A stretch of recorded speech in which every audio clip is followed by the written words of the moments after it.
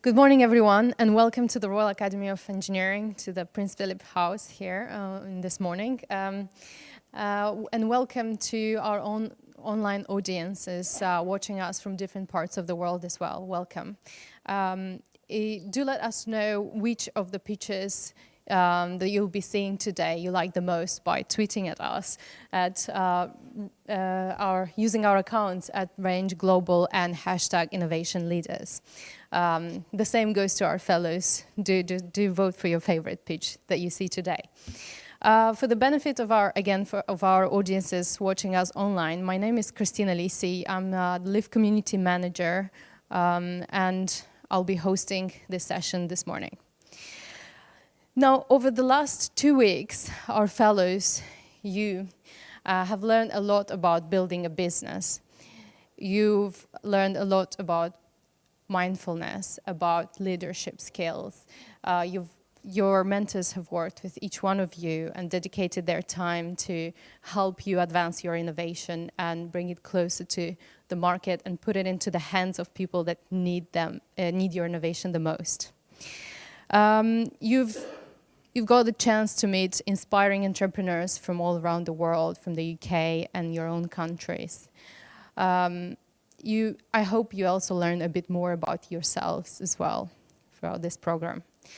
And today is the day when we bring all that together and put it into 3-minute pitch, into a breathtaking, inspirational pitch. I hope you are excited about the result and your progress. And I'd like to first give a round of applause to all of you for all your effort.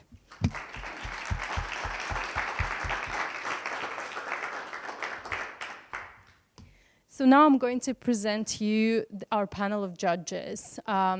This panel includes distinguished experts, former CEOs and current CEOs, mentors, and a fellow of the Royal Academy. Before I invite them to introduce themselves, I know that some of you might recognize one of the judges, Barbara, as she was one of the mentors on our program. But I would like to tell you that today, all of our judges will be playing the role of tough CEO, of fierce investors that you need to convince to invest in your businesses. So do impress them. Now I'd like to invite our head judge to give a brief introduction to the rest of the room. My name is Saeed Zahidi. I'm the fellow of Royal Academy of Engineering. I have been a mechanical engineer and then biomedical engineer, and now the chief technical officer of a company, Blatchford, which we make devices for disabled people. Thank you. All stand up. Yeah. Do you mind using the mic so everyone can hear you? Yeah, hi, good morning. Yeah, so a bit like you guys, I also set up a business when I was at university, hosting websites, and we were approached by a NASDAQ-listed company with a bid, and which I turned down, and then we went out of business. And then, apart from that, I've set up many businesses. Started my first business when I was 12, selling computer games. And I've exited some, and some were more successful than others. And now I'm trying to give something back. I run a social impact consultancy, and that's it. Thank you very much. Thank you, Peter. Barbara, would you like to introduce yourself? Well, hello, I'm Barbara. Nominally, I am here because I'm heading up the Transfer and Innovation Division of the Helmholtz Association of German Research Centers, which is Germany's largest research organization. I'm based in Berlin, and I've also had the privilege to be one of the mentors for the Indian cohort. And so you've just seen me transform from a warm and fluffy mentor into a fierce dragon. Okay. Hi everyone, my name is Andrew Bathgate. I've been working with kind of social causes, social enterprises, charities for about 10 years. I run a couple of businesses that I set up helping charities over in the UK, from international development to cancer to Alzheimer's, and we help organisations that do good make more money or kind of help new people. And we also have a series of our own businesses that we're kind of spinning out and in the process of raising funding for. So I guess I've kind of been in all your shoes, so I know what you're feeling. So good luck to you all. Thank you very much. So now turning to a bit of technical aspects of today, I'd also like to introduce you to Ed Butcher, who will be our timekeeper today. Ed, can you stand up and show your signs? He'll be making sure you stick to the 3-minute limit, so whenever he will show you.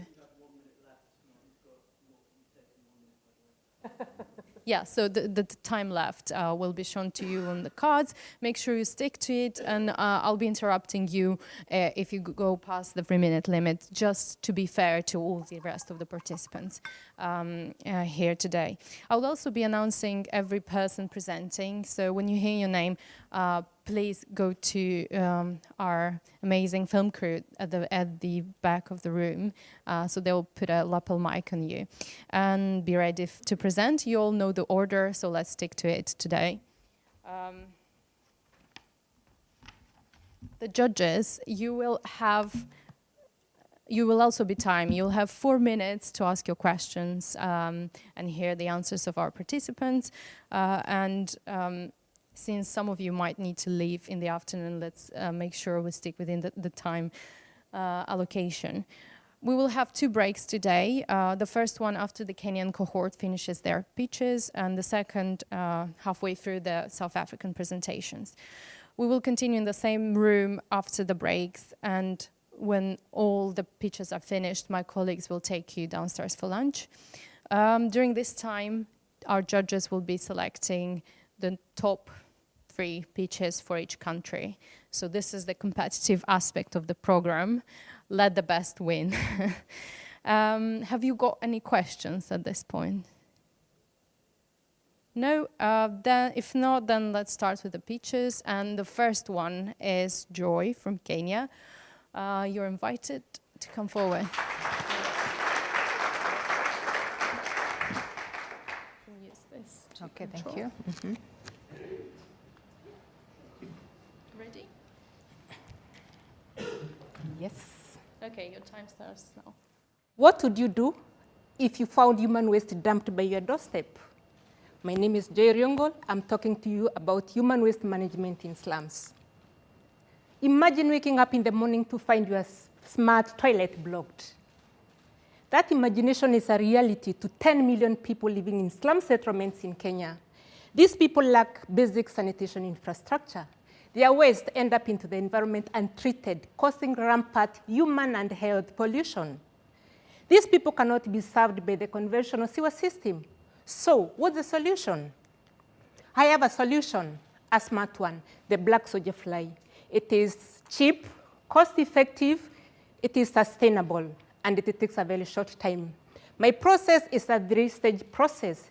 The first one, I build urine diverting dehydrating toilets, which I install within the slum settlements. The second case, I collect this waste and transport to my processing unit. The third one, I use my biotechnology to convert that human waste to resources, that is proteins and fertilizer. Well, my business has 2 business streams. I have the services and I have products. For my services, I partner with community-based organizations and entrepreneurs. I sell the toilets to them, which they operate on a pay-and-use system, earning income. They pay a monthly subscription. For my products, I have proteins and fertilizer, which I sell to farmers and animal feed manufacturers.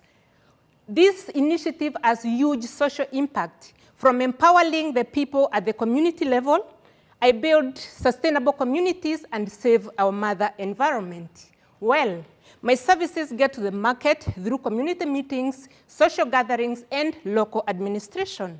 My products, social media, mainstream media, and direct sales. To achieve all this, I have a strong team of experts from my university. I am a sanitation engineer, an expert in slum sanitation. Currently, having run only 5 months down the line, my initiative has managed to bring in $22,500. This money is used for capacity building. I have 1 PhD student and 3 master students.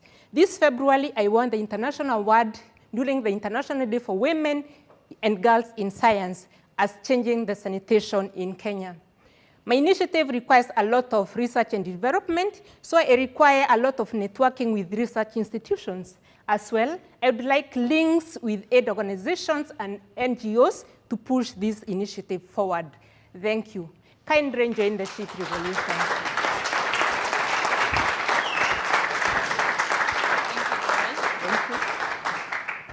Judges, your turn to ask questions.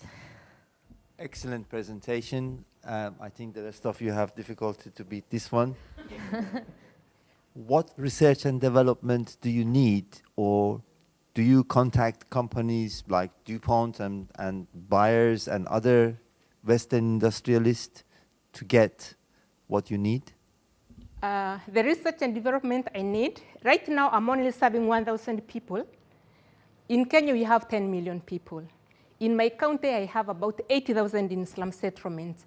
I want to make my county a model town in terms of sanitation improvement in slums so that other counties can come and learn from it. I want to stand by example to save the special interest population. That's why I need a lot of research and development. Thank you very much for that. So how many paying subscribers do you have, and what do you charge them per month? For that? How many paying subscribers do you have? You said you sell subscriptions to this. For the toilets, Yeah. Right now what I've been doing, the sales I have is for the fertilizer and the proteins. Yeah. For the toilets, bearing in mind the slum population is very poor. What I do, I give out the facility because I was getting into the market. But then at the end of the month, 30% of what they earn comes to me. This will help me transport this waste from the slum to my treatment plant. Okay, so how many customers do you have, and what do you charge them per month? I have 1,000, the toilets are serving 1,000 people, and every time they use the facility is 5 cents. So those who are operating the toilet will get 1,000 times 5 cents, which is about 5,000 cents per month. So out of that, I get 30%. But from the waste I get, which I'm doing 5,000 kilograms in a day, I'm able to do 240 kilograms of protein. A kilogram is going at 1,000. So what's the monthly income? Just make it. There? What's your monthly income from this? How much money do you make every month from this? 4,500 US dollars. Okay, thank you. Yes. What kind of networks do you already have in place, or what kind of relationships do you already have in place? How do you plan to roll this out? So far, I'm closely working with the county government. I have managed to gather all the community-based organizations. These are organizations for women, youth, and people with special interests, the physically challenged people. I'm working with these groups so that I can be able to empower them. So right now, I have so many who want to use my facilities. That's why I'm looking for research grants so that I can also be able to empower them. And maybe one question about competition. So who else is doing what you're doing? Because it seems very I'm obvious. the only one who is doing this.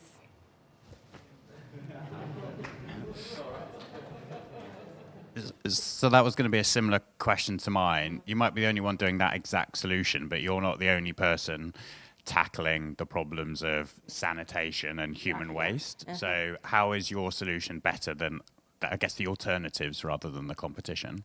With my solution, what we have in Kenya is the conventional sewer system. These are slums, they are unplanned, the people are very poor, the population is very high, and poverty level. So in these slums, you can't lay out pipes. So for my solution here, remember, we also want to save our mother environment. We are saving on water, it is a dry system. I'm recycling waste, that 22,000 is full of feces, human waste. So I'm using feces to make a living out of the slum population, so that it doesn't get to bring illnesses, but improve our livelihood. I think it's very clear what you need is really publicity. Do you think that that's what you really need? Within my country? Yes, and everywhere else, to get the NGOs to pay you more money and help? Yes, from here, I really need links with aid organizations. We save these people within the slums. Okay. Thank you very much. Unfortunately, that's all the time we have for questions. Thank you, Joy. Amazing presentation. So next up, we have Kevin.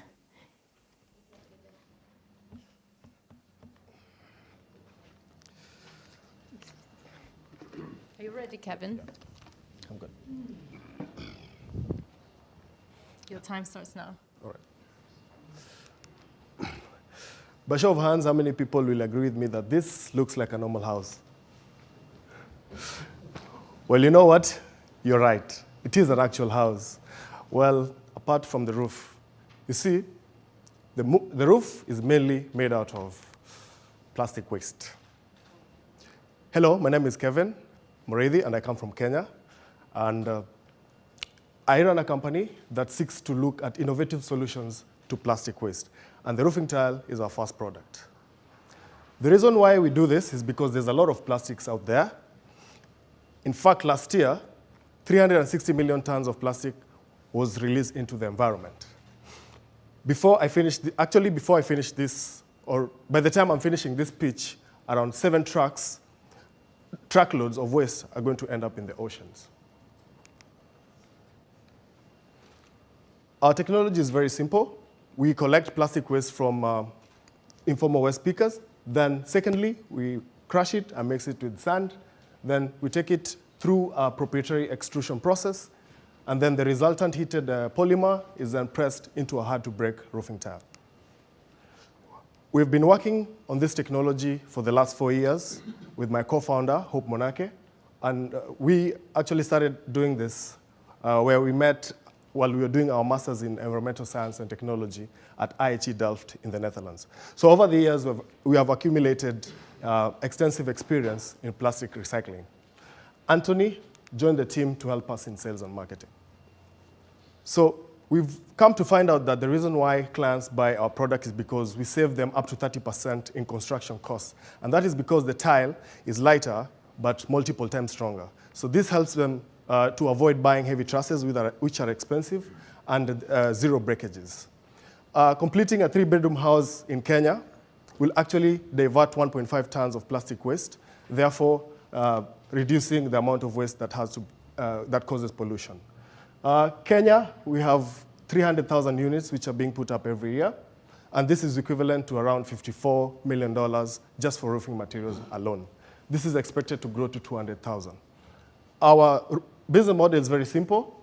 We sell a tile at $1, and for clients that want us to install it for them, we charge a 30% installation fees. Our main clients are individual housing consumers and property developers, and we mostly reach out to them through direct sales and social media. We started this in 2014. Last year, we produced 50,000 tiles, and we did this because we won several awards which helped us to put up our plant. So today, our main ask is we want to double our sales, and in order to do that, we need warm introductions to the construction industry as well as expertise in marketing. Thank you so much. Thank you, Kevin. Amazing presentation. Thank you very much again. It's another, as you said, an amazing one. I'm sure you can ask UK government to help you to provide the plastics that they are going to dump. What regulatory testing have you done in relation to environment like UV, like rain and environmental effect in the longevity of that particular product? Yeah, so we've done durability tests in Holland, and we found out that our tile can stay up to 50 years. And does not impacted by the UV light? The UV light, up to the 50th year is when the UV actually starts to affect the strength of the tile, so it can be brittle at that point. But at that point, we are able to, if the client wishes, we can be able to take it back, recycle it, and then sell a new tile to them at subsidized price. And does not create any side effect to the environment? No, it doesn't. You have tested that? Sorry? You have tested? Yes, we've done all toxicity tests. Yeah. Thank you very much. Just a kind reminder to use the microphones. Okay, thank you. So can you just clarify for me, are you selling these already? Yes, so last year was our first commercial year, and we sold 50,000 tiles. 50,000? Yeah. Okay, and what do you charge per unit? We sell one tile for $1, and we make an operating profit of 30%. Right. Yeah. And what are your projections for this year? This year, we want to double our sales, so we'll do 100,000 tiles. Okay. Yeah. Thank you. Thanks. I have to think about the question. Yeah, I'll give you first. was so clear that our judges don't have any more questions. My question was going to be around the IP of the process that you have about turning the waste into the tiles. And so is that something unique to you? Is that others can do? How protectable is that? Well, the technology is actually an open technology. We did not invent it, but we did improve it. And where we improved it is in the extrusion process. So we do have a technology that cannot be copied through the extrusion process, though we haven't licensed. We haven't gone through the licensing of what we improved in the extrusion process. But typically, any company that wishes to do this will have to catch up with us, because we've already learned what is crucial in the process, so that we can have a fairly good product that we can sell to the client. Okay, I don't know much about the construction industry in Kenya, but I mean, is it a very fragmented industry, or is it dominated by, you know, one or like a few players? So what is the pitch that you have to do in order to basically penetrate that community? Is it a one-to-one sale that you have to go down the street and talk to the individual roofer, or do you have to break into big conglomerates? How does it work? And what is then your hook that you present to them? Okay. Is it the durability? Is it the environmental impact? Correct. Yeah. So the roofing, the roofing market is predominantly dominated by imports. So 60% of our roofing material is actually imported. So that is really expensive. And then the traditional options that exist, such as clay and concrete, people are shying away from them because they are very expensive to put up, because you need heavier trusses, and you need heavier trusses. Basically, they are more expensive. In order for us to convince the existing market that they should use our material, of course, we have relatively higher value propositions than traditional options, but because it is a fairly new product, very few people want to touch it because they don't know about the technical, especially the technical part of the tiles. Yeah. If you scale up, Yeah. would you reduce the cost by 30%? If I do what?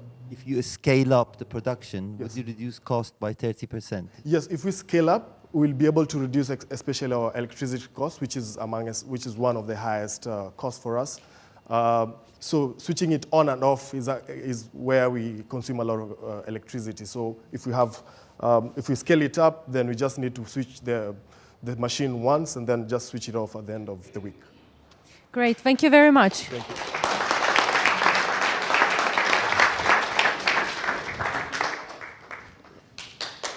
So you can have, we always like any handouts, goodies, things we can touch and check. Okay, next up we have Samwel Rigu and Peter Njeri afterwards. Samwel,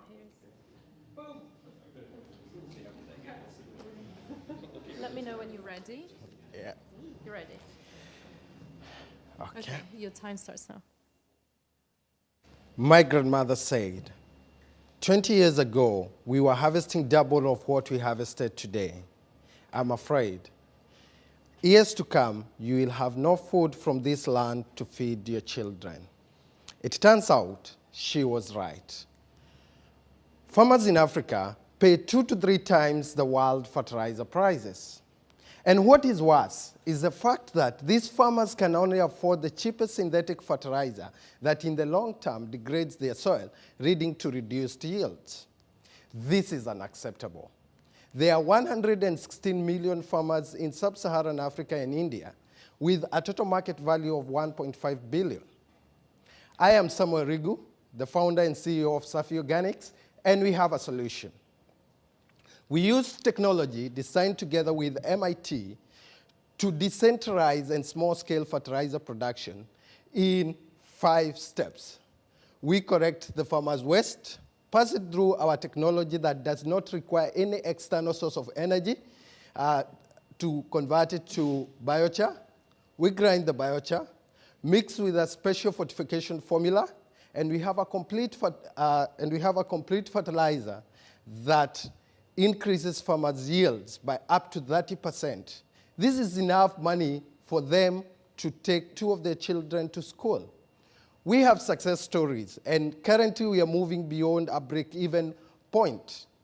And this has all been made possible by a fully functioning team of 15. Today, we ask for $500,000 to enable us replicate our successful pilot in 10 other villages in Kenya. We'll be in a position to reach 3 million farmers with an expected net profit of $1.4 million US every year when we are at full capacity. If you invest in us today, we will enable 116 million farmers worldwide rise out of poverty sustainably. Thank you.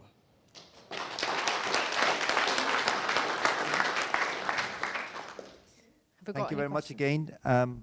I think it's very clear you're asking for funds to be able to grow. What about using the local funds, group crowdfunding, or the people who are going to be buyers to invest in your business? Yeah, that's one of the ways we look at into working with local organizations that can actually support farmers to set up these production facilities. So it is a possible opportunity to look into it.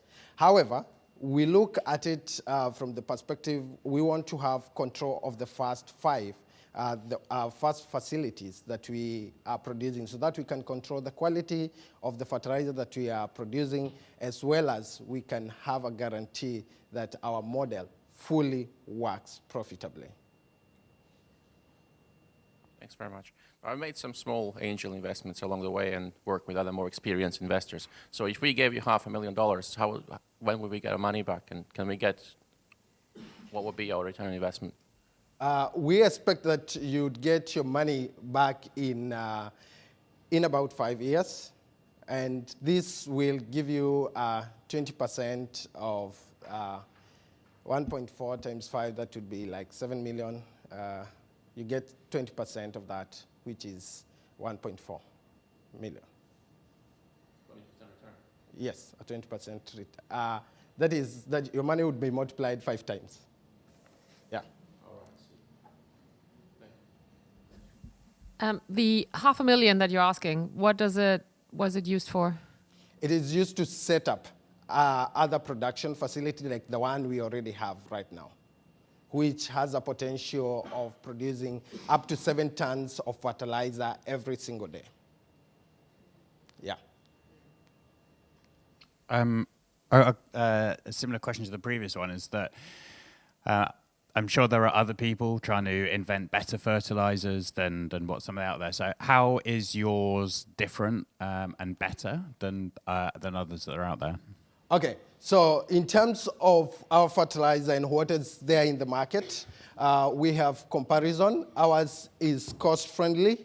It is labor efficient, has long-term and short-term efficacy, and it's also environmental friendly. Because every ton of land we are using our fertilizer, we are sequestering an equivalent of 1.4 tons of carbon. So that gives us a cutting edge.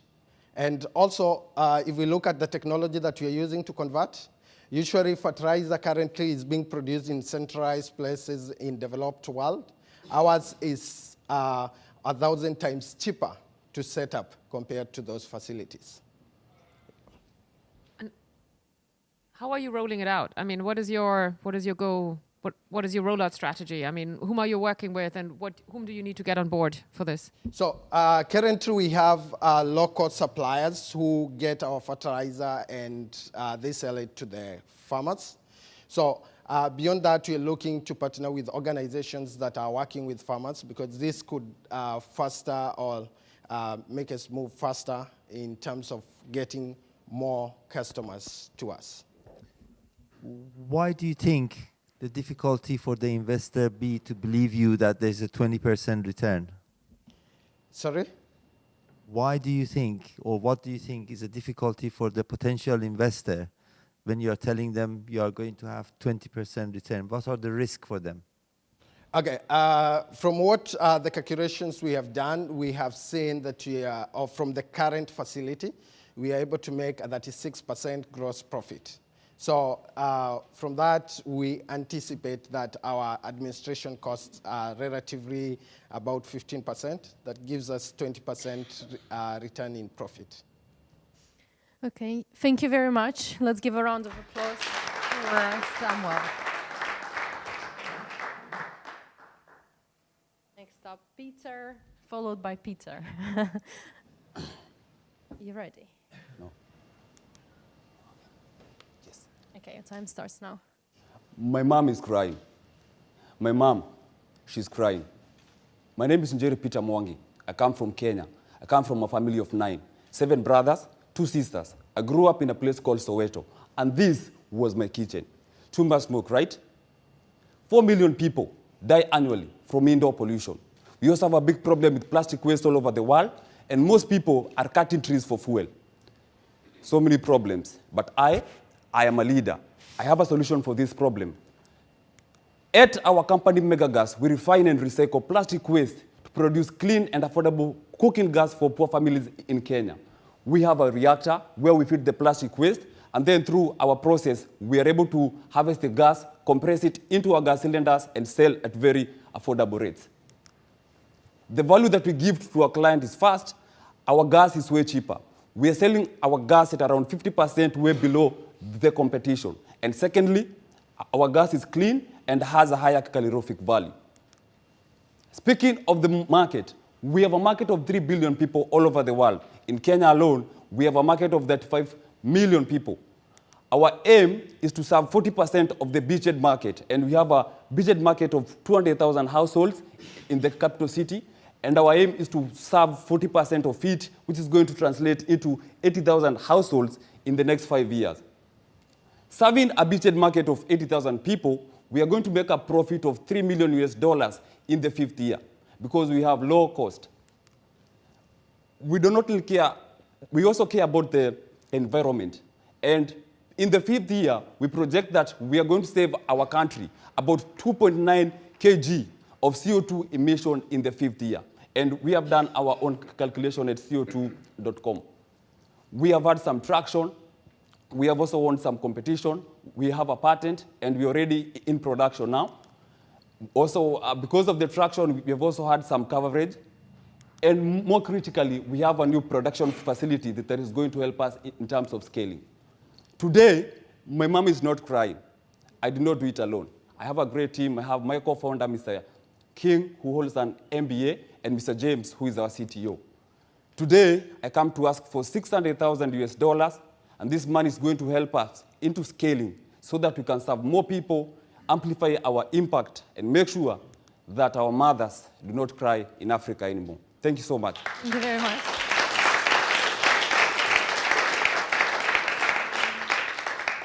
Great presentation, thank you. Thank you very much again. Can you explain very briefly how does this compare with the natural resources of Kenya in terms of natural gas? Yes.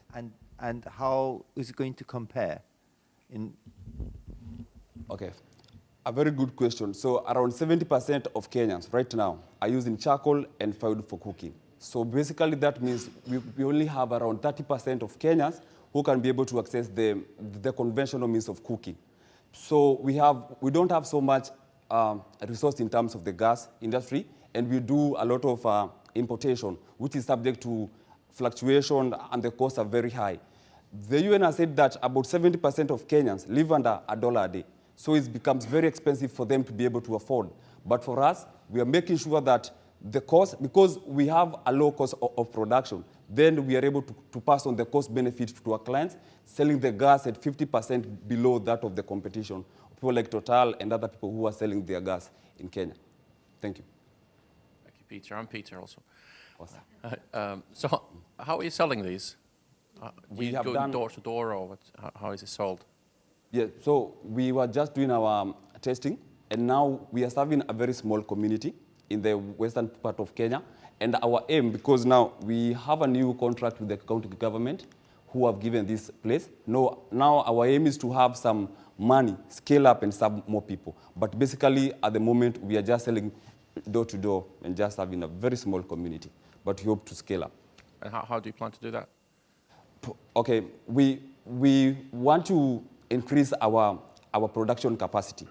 We want to have a reactor that can react around 7 tons of waste in one run, and we want to do like 3 runs a day. So basically, we want to convert around 21 tons in one day, and that is going to help us in terms of scaling and be able to sell to more people. So once we'll be able to produce more, then we're able to sell more.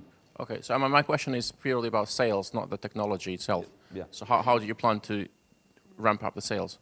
Yes, so we want to partner with the people who are selling the gas, because in Kenya we have people who have their agents. So we want to partner with the agents, but also we want to create our own agents who we can do the branding for them, and then they can be our ambassadors and sell the gas. Great, thank you very much. Yeah, my question is also around like distribution, and so what kind of relationships do you need in order to build up the your sales pipeline? I mean, at the moment, it looks as if you are trying to convince people one by one to use the gas. Yeah. But as you're growing, that will not be feasible and possible anymore. So, what is your rollout?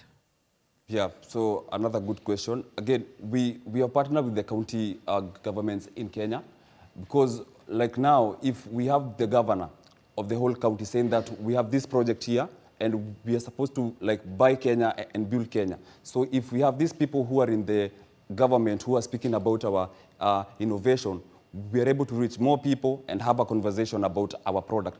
Not necessarily by us going to speak to them, but someone who is up there. And then for us, we are able to have our agents, and then we can be able to sell to more people. Last question, please. Yeah, my question follows on a bit from that in terms of what's going to be the financial impact on your kind of margin when you do the sales and marketing and start to grow, because you had the cost and then you had $3 margin, but you're starting to layer on agents taking a fee, you're starting on distributors like fixed costs, so then your price is going to go up, and then what's going to be the impact of that and your competitive positioning? Yeah, currently we have a profit margin of $3. So if we have the people who are going to be selling the gas on our behalf, we are ready to take like a very small cut from our profit and maybe have a profit of $2.5 US, and then for them now they can make the margin for that. So basically we are going to lose a bit of the profit, but again we are going to expand our sales. So it's going to be a win-win situation for both us and also the other agents. Thank you very much. Unfortunately, we're out of time for questions. Thank you, Peter, for your presentation.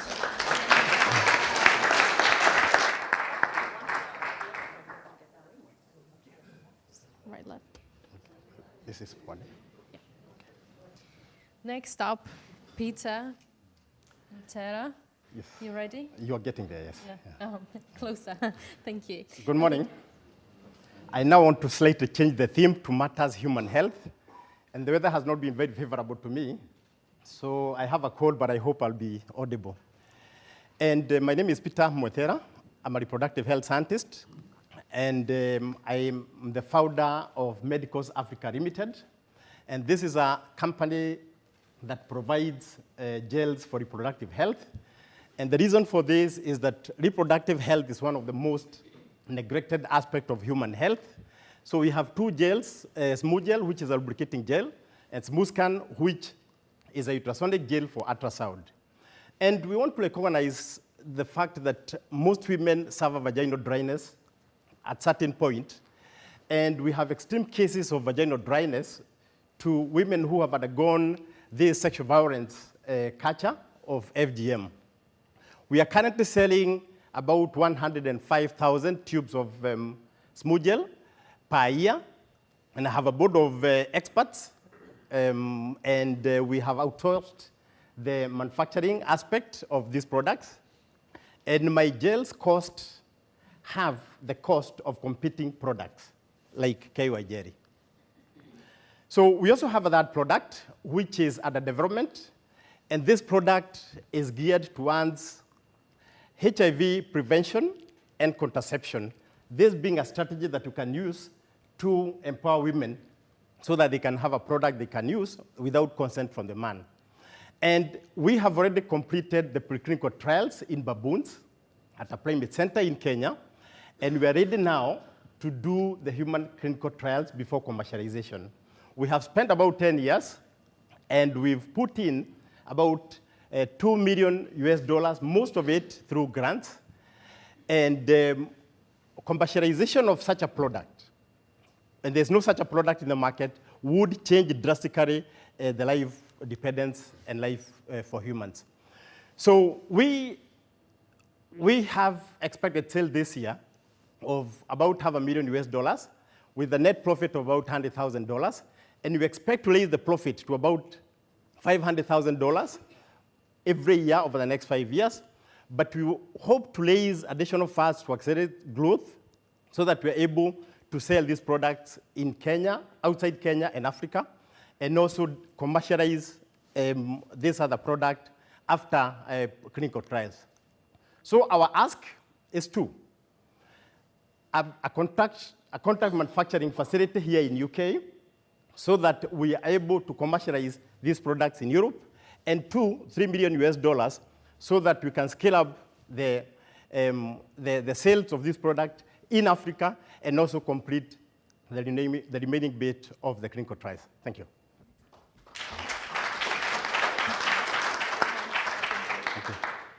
Thank you very much. As a medical device, what is really unique about your gel compared to other comparative or competitive gels? And the second question is, do you really understand the requirements of the medical device regulatory requirements in Europe to be able to manufacture? And do you think that 3 million is going to cover it? Right. Now let me start with the first question. What is unique about these gels as opposed to the others? Now, the major difference for the two products which are already in the Kenyan market is on the cost. KY Njeri costs about $6. This one costs about $3. Now, if you look at how much people in Kenya live on, all in Africa, we have so many people who live on less than $1 per day. So if you're expecting that person to buy a product like KY Njeri so that they can address the issue of vaginal dryness, I think you'll be expecting too much. Now, in terms of the regulatory issues of Europe, that's why I'm looking for a partner so that we can be able to follow the requirements. Thanks very much, Peter. Okay, so can you just clarify for me how many products do you have in the market at the moment? Two. Two. Smooth gel, which is a lubricating gel, and Smooth Scan, which is a ultrasonic gel for ultrasound. And those figures you put there are No, based on those two products? The generation of revenue here is more to do with the lubricant. The reason being that when we started selling the ultrasonic gel, what happened is that the market demanded a bigger packaging. All right. Because we've been packaging this in 250 grams.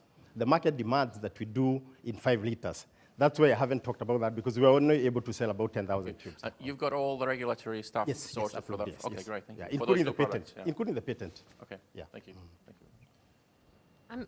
I'm trying to understand why you are aiming for the UK. Why are you not trying to roll this out in the immediate vicinity of the markets and the region that you already know and that you already are probably familiar with? Because to me, it seems like a big leap that you're trying to get from Africa into the European market, which is obviously, as Said turned out, to be very heavily regulated and probably has, slightly different regulations around introducing a product like that. So I'm just wondering whether you're spreading yourself too thin at this point and trying to rather go into a market where, maybe the requirements, you already know the requirements and it's easier to sort of slip in. Now, this is going to be done progressively. I've emphasized on the Kenyan market for the last 2 years. I want to go to the East African market, and then the African continent, and then eventually in Europe. But my feeling is that if you want to access the European market, you must get a local manufacturer. It's going to be virtually impossible for you to expect a product to come from Africa to be exported in Europe. I don't see that happening.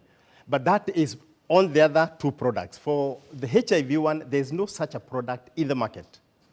This is the only one that has been developed in Africa that is being tested for that purpose. Can I ask a bit about Unipron? Because it seems that no one's solved that problem at the moment for contraception and HIV, so it seems like an enormous potential. And you've got this far, you're asking for 1.5 million. I mean, that for me doesn't seem anywhere near enough because of how complicated, how cutthroat it's going to be. So I wonder if you've just thought about partnerships or working with any more conventional farmer to exploit that opportunity? I've actually spent over 10 years looking at the safety of this product in baboons, which are very close to us, because where I work, I also work for a primate center. The way products work in a baboon is likely to work the same way in human. So I've looked at the safety aspect, I've looked at the efficacy aspect, and that is why it will be possible for us to use $1.5 million for the clinical trials. Can I squeeze in a quick question? If it's quick, Okay, but very quick. we're almost out of time. Are you selling these two existing products all over the African market, and can you generate enough income from that to fund your expansion? No, we have started in Kenya for the last 2 years, but we want now to roll them out in the East Africa region before we go to the entire continent, and then after that we can go to other parts. Thank you very much. Let's give it up for next up, Samwel Mwaniki.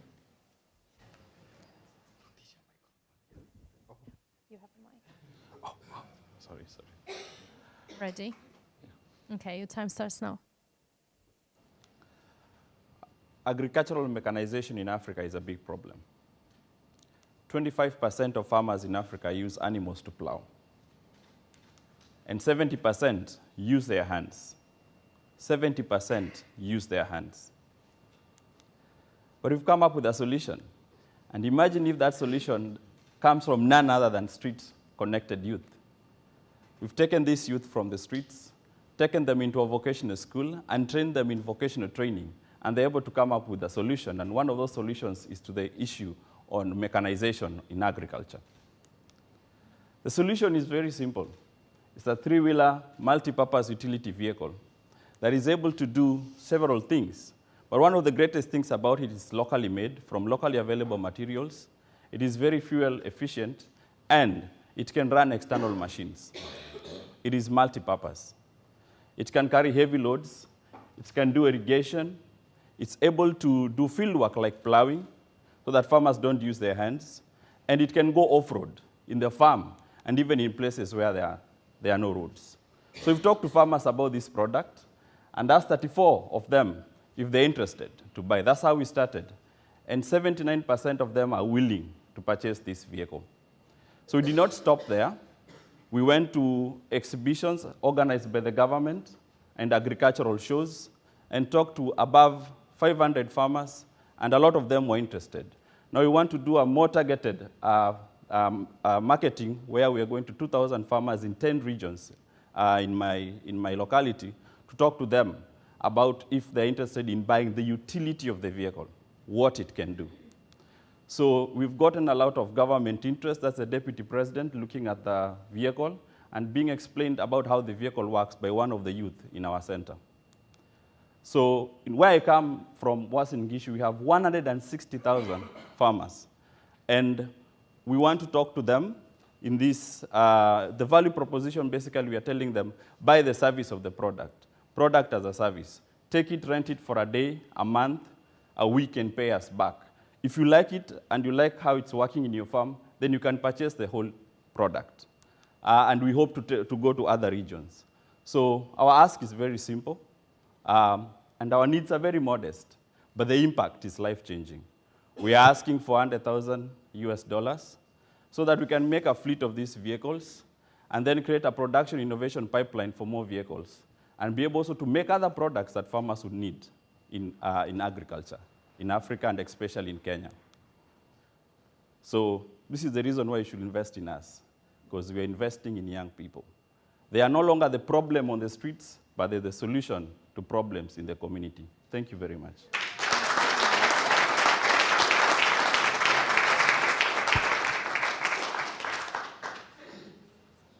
If you used $100,000 and made the young people to be shareholder in this venture, do you think you will have a better solution? Yeah, because they're investing in it. Right now, what we are doing for the labor cost that they are doing, we are paying them in their trust fund.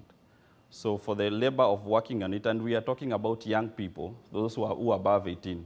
So sometimes this is confused with children. These are young people who are already youth and above 18 years of age. So we are paying that in their trust account as they are learning vocational training in the schools. So have you thought about giving them 5% of every sale to the young people? It's a very good idea. Thank you.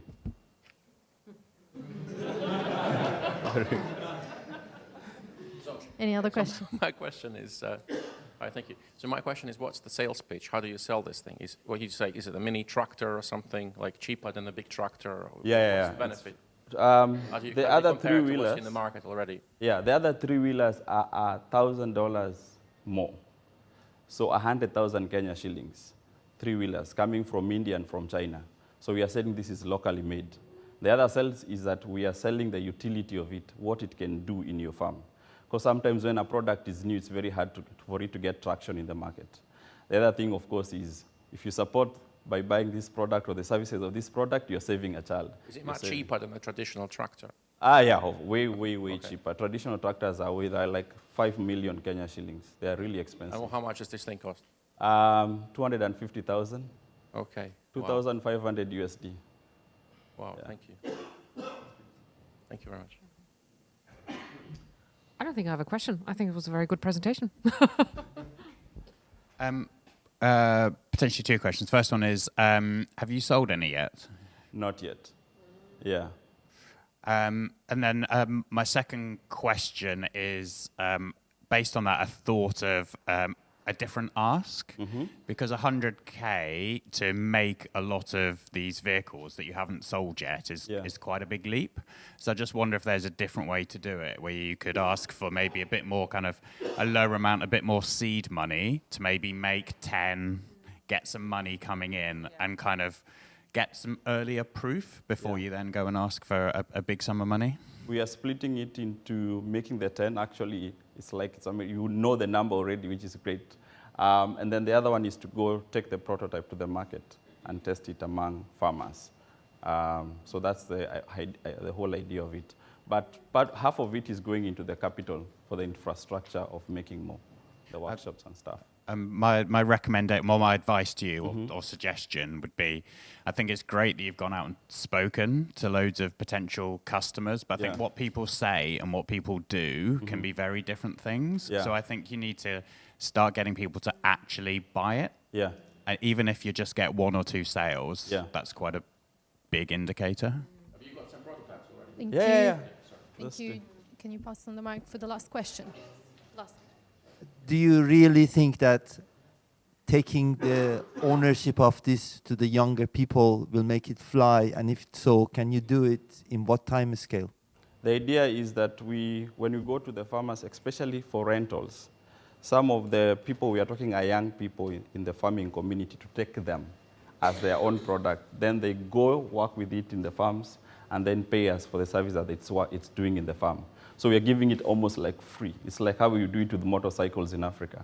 You're giving it to a young person and then they pay you for whatever money they have gathered by using it as a service, rather than for the product to buy it. It might be too expensive for upfront costs. Yeah. Great, thank you very much. Up next, Justine. So he's the last one, but not the last, but not the least.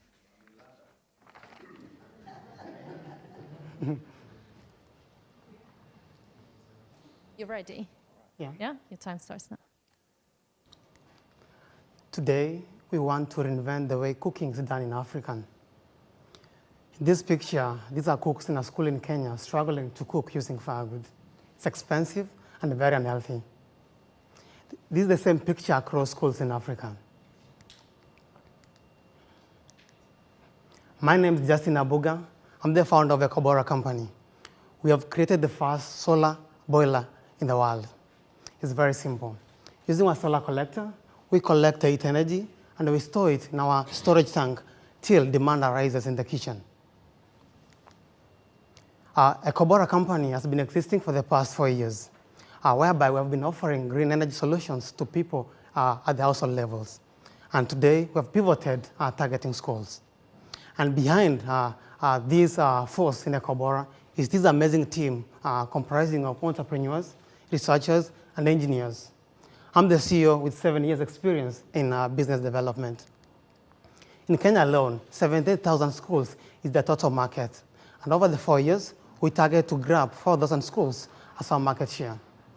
Selling one boiler for $30,000, we will project that over the next 5 years, we'll generate revenues of $120 million, allowing us to net 30% profit.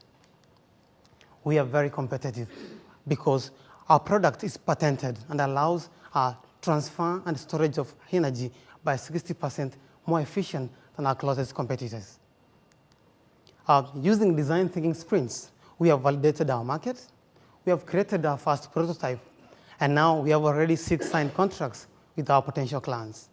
Moving forward, from May till December 2019, we'll carry out our pilot to validate our assumptions. And then on 2020, we'll commercialize and scale up our technology.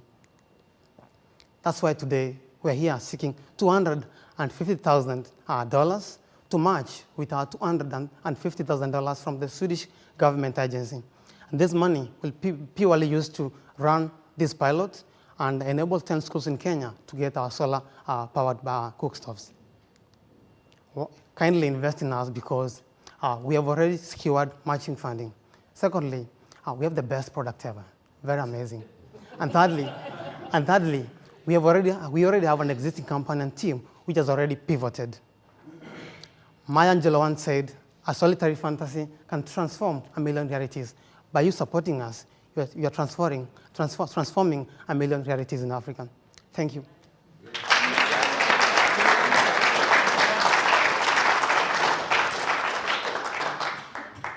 Thank you very much. I think if I was going to invest on this, I need to understand a bit more of exactly the concept. I can see you're going to do a pilot, which is good. But before you do the pilot, the concept is you're taking energy from the sun with a solar panel, and then you warm up the oil, and then how do you convert that to a cooking? I couldn't get it. Yeah. Basically, it's a protected technology, but basically what we do, we have special, this is not PV, it's special collectors on my left-hand side. And then with 87% efficiency in terms of conversion.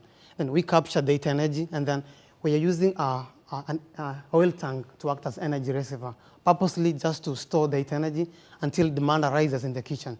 So basically, we are using thermophysics.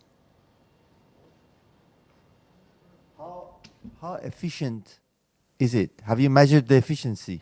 Yes, from our first prototype, we are cutting down the cooking time by 50%.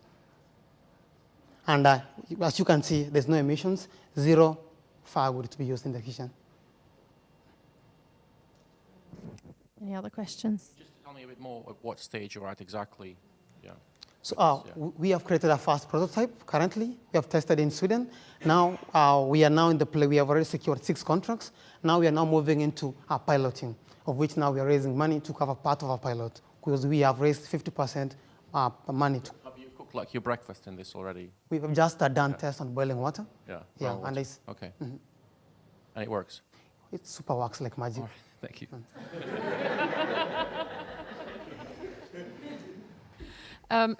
The image that you showed with the small version of it, can we have that? That one? No, the next one. The next slide? Yeah. So is that basically what you already have developed? No, we have been around for 4 years. That was our first product targeting the household levels, and then now we have pivoted down. We are now adding to the school levels. Okay, so you are already an established company selling these little cooking stoves into the market. Yeah, we changed. Now we have changed into the solar stoves because we have learned the market better. Now we know, we at least understood our clients and their needs. So we have now changed the product into a larger commercial boiler. Okay. Can you explain to me a little bit the price point? Because I still think $30,000 sounds like a lot. Yeah, I will surprise you. A school like this one, actually, per year, they spend $35,000 only in buying firewood, right? So basically, by we giving them a product which is costing $30,000, over a 3 years payment span, we are really saving them a lot.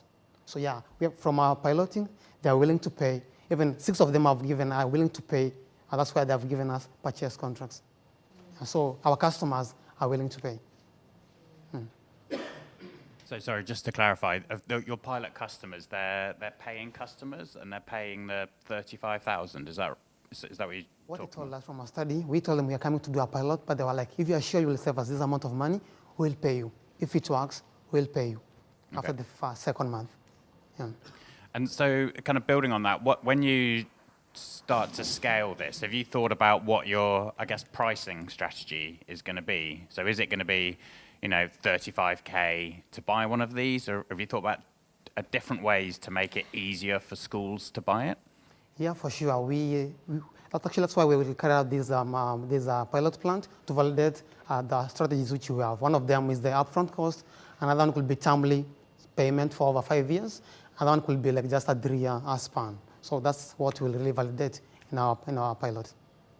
And a follow-up question is, how have you found selling to schools? Because selling to individuals and to individual households is one thing, but you can imagine selling to schools, actually you get into a much more complicated decision-making process. Mm-hmm. So how have you found that, and what are some of the implications? Yeah, actually that's a good concern and fast, because now we are targeting schools which we know them better. And secondly, because every 2 years they replace their cooking boilers. So we foresee using the existing boiler producers to license them, because these guys already have channels to also reduce our cost of customer acquisition, to allow us also reach to our targeted numbers in the next 5 years. Yeah, so licensing is the biggest thing which will make us grow so fast in the market. Yeah. Great, thank you very much. That's all the time we had.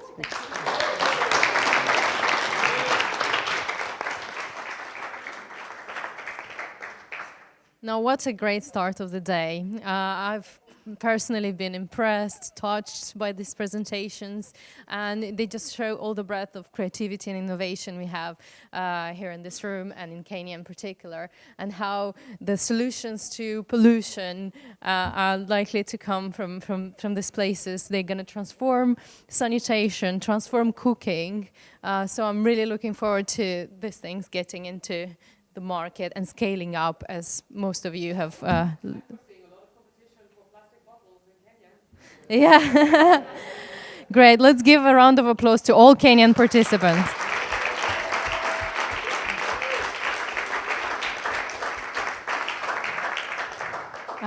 Now we've got a small break until 10:40 to get some refreshments, and we will reconvene here for the second part and South African presentations after that. Thank you.